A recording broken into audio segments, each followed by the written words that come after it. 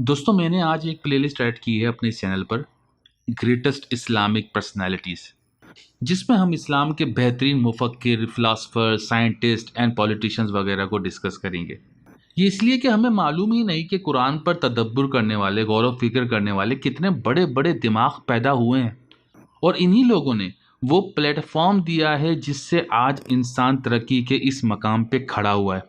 Europe کی کامیابی کے پیچھے ان کی ریاست ہے، اور اس ریاست کو چلانے والے حکمرانوں کے وہ اصول ہیں جو ان کو دن دگنی اور رات چگنی ترقی پہنچا رہے ہیں۔ لیکن جن اصولوں پر یہ حکومت کر رہے ہیں اور اس کے پیچھے جو فلسفہ ہے وہ آپ جانتے ہیں کہ ایک اسلامی مفکر کا ہے جس کو یہ لوگ سیکنڈ ٹیچر کہتے ہیں۔ فرسٹ ٹیچر تو ایرسٹوٹل ہے، ارسطو ہے، اور سیکنڈ وہ پرسنالٹی ہیں جو آج کے ویلاگ میں ہم ڈسکس کریں گے، یعنی کہ ابو نصر محمد الفارابی، جن کو الفارابی کے نام سے جانا جاتا ہے۔ آپ 870 عیسوی میں پیدا ہوئے اور 80 سال کی عمر میں 950 عیسوی میں آپ کی وفات ہوئی۔ آپ کے علم کا دائرہ بہت زیادہ وسیع تھا۔ آپ نے جن جن ٹاپکس پر ڈسکس کیا ہے اس میں ہے philosophy of society, philosophy of religion, philosophy of language and logic, political philosophy اور میٹا فزکس اینڈ ایتھکس وغیرہ۔ اس کے ساتھ ساتھ موسیقی پر بھی آپ نے بے پناہ کام کیا۔ آپ نے باقاعدہ ایک کتاب لکھی جس میں انہوں نے ڈسکس کیا کہ لفظوں کو سروں پر کیسے بٹھایا جاتا ہے۔ آپ نے موسیقی کا ایک انسٹرومنٹ باقاعدہ ویژولائز کیا تھا جس کا نام تھا شاہرد، اور یہ انسٹرومنٹ کافی سالوں بعد ہمایوں کے دور میں بنایا گیا۔ لیکن آج کی ویڈیو میں ہم ان کے فلسفے کے اس حصے کو ڈسکس کریں گے جس کا تعلق ریاست کے نظام سے ہوتا ہے، یعنی کہ پولیٹیکل فلسفی سے۔ ان سے پہلے ارسطو اور افلاطون کی فلسفی یورپ کے سامنے تھی۔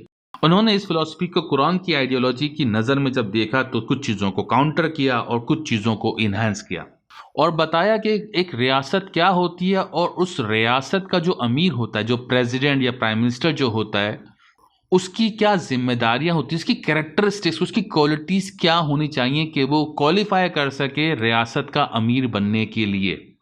الفارابی کی نظر میں جو اسٹیٹ کا پریزیڈنٹ ہوگا اس کے اندر جو کوالٹیز ہونی چاہیے اس کو انہوں نے 12 پوائنٹس میں ڈیفائن کیا ہے۔ سب سے پہلا پوائنٹ انہوں نے دیا کہ وہ انسان اسپیکولیٹو سائنس کی اسکل اپنے اندر رکھتا ہو، یعنی کہ اس انسان کے اندر یہ ایبلٹی ہو کہ مجھے جو دکھایا جا رہا ہے اور جو مجھے نہیں دکھایا جا رہا اس کا فرق وہ سمجھ سکے۔ یعنی کہ جو ریاست کا پریزیڈنٹ ہے اس کے اندر ایبلٹی ہونی چاہیے کہ وہ جو ڈیسیژن بنائے وہ اپنے گیسز کی بیس پہ بنائے، نہ کہ خالی پیورلی وہ انفارمیشن جو اس کو پریزنٹ ہو رہی ہے اس کی بیس پہ بنائے، کیونکہ جو انفارمیشن اس کو پریزنٹ ہو رہی ہے وہ غلط بھی ہو سکتی ہے۔ اس لیے اس کے پاس اسپیکولیٹو سائنس کی ایکسپرٹیز ہونی چاہیے، اور یہی وہ پوائنٹ ہے جس کی بنا پہ عمران خان کہتے ہیں کہ میری حکومت ہٹائی گئی، مجھے دکھایا کچھ گیا اور اصل میں کچھ اور کہانی تھی۔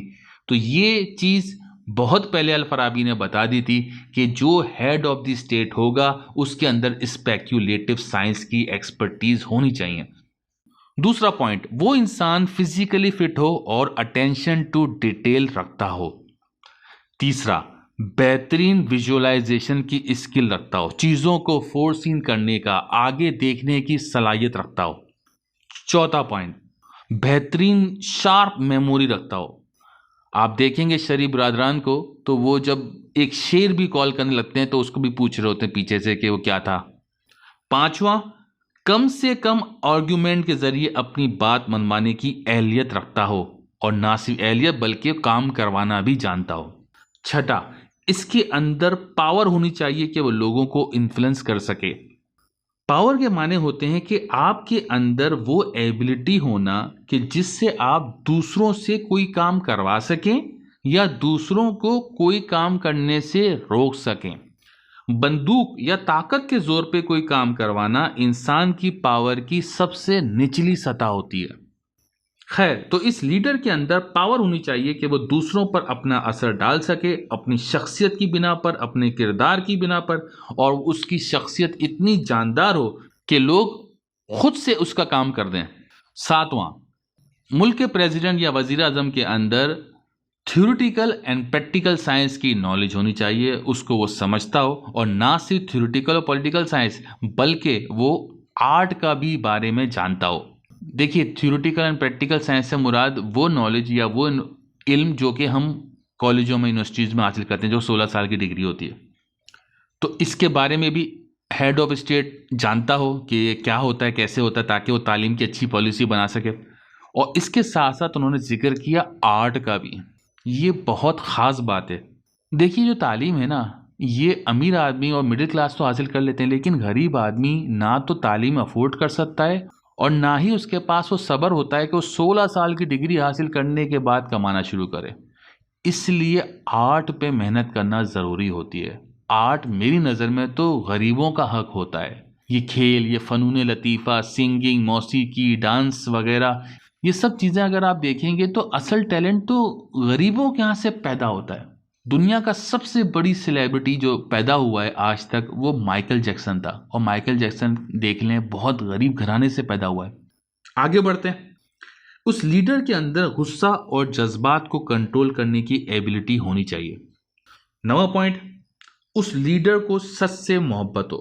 ایسا انسان ہی انصاف قائم کر سکتا ہے۔ جھوٹا آدمی منافقت پیدا کرتا ہے اور ایسے معاشرے میں غلامی اور کفر جنم لیتا ہے۔ 10واں پوائنٹ، یہ انسان پازیٹیو ہونا چاہیے، امیدیں باندھنے والا ہونا چاہیے، نہ کہ توڑنے والا۔ اگر ملک کا وزیر اعظم ہی امید توڑ دے گا تو قوم کا کیا ہوگا۔ 11واں پوائنٹ، یہ انسان یعنی لیڈر جو کہ جسٹس سے پیار کرتا ہے، لازمی ہے کہ وہ جسٹس اور انصاف کو نچلی سے نچلی سطح تک لے جائے۔ 12واں اور آخری پوائنٹ، یہ لیڈر امیر ہونا چاہیے، پیسے میں خود کفیل ہونا چاہیے وزیر اعظم پرائم منسٹر بننے سے پہلے، کیونکہ ایک غریب آدمی، ایک ترسا ہوا آدمی اگر وزیر اعظم بن گیا تو اس کا اور اس کے خاندان کا، اس کے بیوی بچوں کا پیٹ کا کنواں کبھی نہیں بھرے گا۔ تو یہ 12 پوائنٹس ہیں جو کہ ایک ریاست کے ہیڈ میں ہونے چاہیے اگر آپ ایک اپنی بہترین اور سکسیسفل ریاست بنانا چاہتے ہو۔ لیکن الفارابی اس بات کا اقرار کرتے ہیں کہ ایسا ممکن ہو سکتا ہے کہ یہ سارے پوائنٹس آپ کو کسی ایک انسان میں نہ ملیں، تو اس کے لیے وہ سجیسٹ کرتے ہیں کہ 2 یا 5 آدمیوں کی ایک کونسل بنائیں اور ان 5 یا 2 کے اندر کلیکٹیولی یہ 12 پوائنٹس ہونے چاہیے۔ پھر وہ لوگ آپس میں ان سے ووٹنگ کروا کے ان میں سے ایک لیڈر بنا دی جائیں۔ یہ وہ سیم مجلس شورا والا کنسپٹ ہے۔ یہ تو ہو گئی لیڈرشپ کی خصوصیات جو کہ الفارابی نے ہمیں بتائیں۔ اس کے ساتھ ساتھ انہوں نے ملکوں کو، ریاستوں کو بھی کچھ کلاسیفائی کیا ہے کہ دنیا میں کس کس قسم کی ریاست ہوتی ہیں۔ سب سے پہلی ریاست کو انہوں نے نام دیا اسٹیٹ آف نیسیسٹی، یعنی کہ وہ ریاست جہاں روٹی کپڑا مکان کا نعرہ مارا جائے، وہ ریاست جہاں ایبسلوٹ ویلیو صرف حیوانی ضروریات زندگی ہو، کیونکہ وہ ان کو وہ بھی نہیں ملتی ہوں۔ دوسری اسٹیٹ کو انہوں نے کہا ندالہ یعنی وائلڈ اسٹیٹ، یعنی وہ ریاست جہاں ہر انسان امیر بننے اور ویلتھ حاصل کرنے کی تگ و دو میں لگا رہے، یعنی کہ کیپٹلزم کی سوسائٹی۔ اس ریاست کی جو ایبسلوٹ ویلیو ہوگی وہ ہوگی ویلتھ یعنی منی۔ ایبسلوٹ ویلیو سے مراد ہوتی ہے کہ آپ زندگی کا منتہا کیا ہے، کس مقصد کے لیے جی رہے ہو، کس مقصد کے لیے کام کر رہے ہو، اور ایبسلوٹ ویلیوز کو ہی آپ اخلاقیات کہتے ہیں۔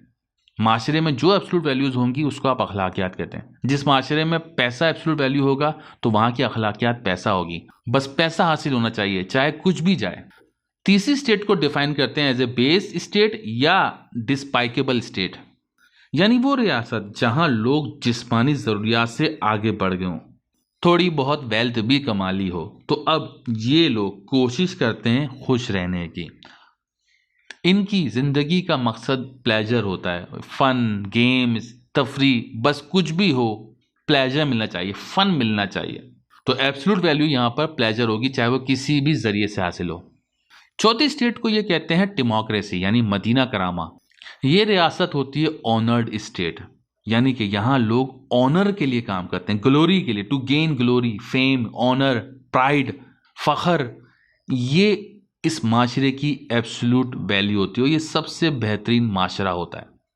اور اسی ریاست کو انہوں نے کہا تھا کہ یہ ریاست قائم ہوئی مدینہ کی ریاست میں جب پیارے نبی صلی اللہ علیہ وسلم حیات تھے، تو یہ ریاست قائم ہوئی ہے، اور اس ریاست کو انہوں نے پریزنٹ کیا تھا پلاٹو کی تھیوری کے کاؤنٹر میں۔ ایک اور ریاست یہ دیتے ہیں وہ ہے ڈیموکریسی یعنی کہ مدینہ جامعہ۔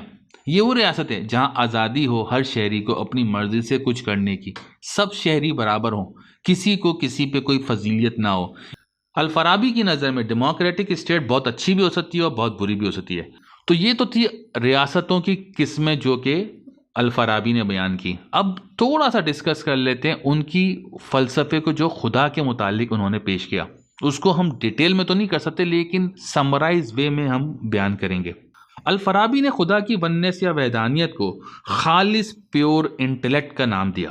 پھر انہوں نے اس کو 10th اسٹیجز تک وہ لے کر گئے اور ان کے حساب سے اس کے بعد مٹیریل ورلڈ کی ابتدا ہوئی، اور اس مٹیریل ورلڈ میں بھی سب سے نچلی سطح پہ انسان کی زمین آباد ہے، مگر انسان کے اندر وہ عقل یا شعور کا عنصر موجود ہے جو اس فانی دنیا، یعنی کہ یہ جو مٹیریل والی دنیا ہے، یہ مادی جو دنیا ہے یہ فانی ہے، انسان کا شعور یا اسپرٹ یا روح اس کو اس فانی دنیا سے لافانی دنیا تک لے جا سکتی ہے۔ یہ صلاحیت اس کے شعور کے اندر موجود ہے۔ انہوں نے اس بات پر انسان کے خوابوں پر بھی بحث کی کہ کیسے یہی شعور ہمارا کسی اور مقام پر چلا جاتا ہے جب ہم سوتے ہیں۔ ہمارا حالانکہ مادی وجود یہی ہوتا ہے، اور وہ مادی وجود وہ سب محسوس بھی کرتا ہے جو ہمارے جو شعور ہے جو ہمارے خواب میں کر رہا ہوتا ہے۔ یہ کچھ وہی بات ہے جو کہ پلاٹو نے کہی تھی۔ افلاطون نے بھی یہی کہا تھا کہ اصل چیز ہماری شعور ہے، اور مرنے کے بعد ہی اصل زندگی ہے جو کہ شعور کی ہے، جو کہ خالص انٹلیکٹ کی طرف بڑھے گا۔ لیکن افلاطون نے جو غلطی کی، اس نے اس نظریے کی بنیاد پر یہ تھیوری دی کہ یہ دنیا پلید ہے، اس سے نفرت کرو، اس میں ایسے رہو جیسے مسافر رہتا ہے۔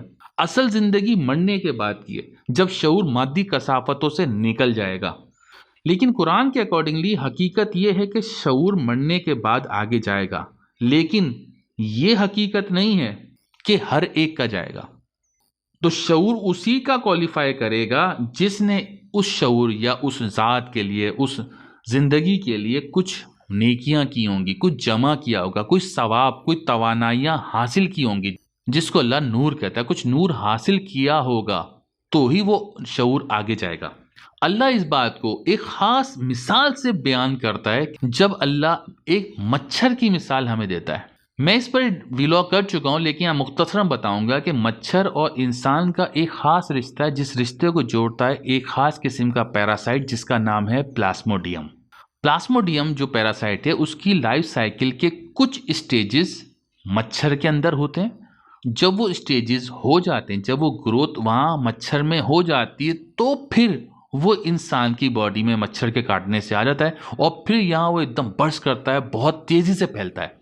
اللہ بھی ہمیں یہی سمجھاتا ہے کہ کچھ زندگی کے کچھ لیول ہیں جو تمہیں یہاں گزارنے ہیں، تمہیں کچھ گروتھ یہاں کرنی ہے۔ اس گروتھ کے ہی اللہ نے ہمیں احکامات دیے ہیں، جو ہمیں بتاتا ہے کہ یہ کرو یہ نہ کرو، اس سے وہ ہماری وہ اسٹیجز، وہ ڈیولپمنٹ ہونی ہے جو ڈیولپمنٹ ہم نے یہاں کرنی ہے۔ اگر تو جس کی ڈیولپمنٹ ہو گئی تو مرنے کے بعد وہ اگلے راؤنڈ میں چلا جائے گا، اور جس کی نہیں ہوئی تو اللہ وہاں جہنم کا لفظ یوز کرتا ہے، وہ وہیں رک جائے گا۔ تو دوستو یہ تھا آج کا ہمارا ویلاگ۔ اگر آپ کو پسند آیا تو لائک کیجئے، کوئی سوال ہے تو کمنٹ میں کیجئے، اور اگر اس ایفرٹ کو پسند کرتے ہیں تو چینل کو سبسکرائب کریں۔ شکریہ۔